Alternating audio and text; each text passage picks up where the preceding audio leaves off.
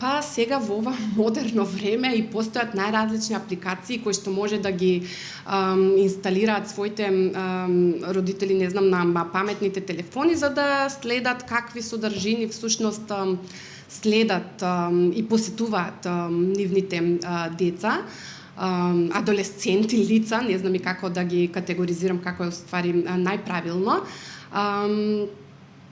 И да си повториме, значи контрола на слободното време, правилно, умерено дозирање на употреба на технологијата, будно наблюдување, едукација од најмала возраст, за да може и критички да знаат да размислуваат.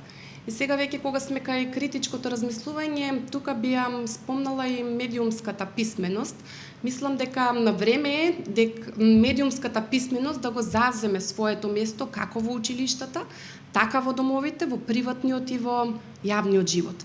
Да се биде медиумски писмен, тоа значи да се знае критички, да се прочита информацијата, да се види како и со која цел е истата создадена.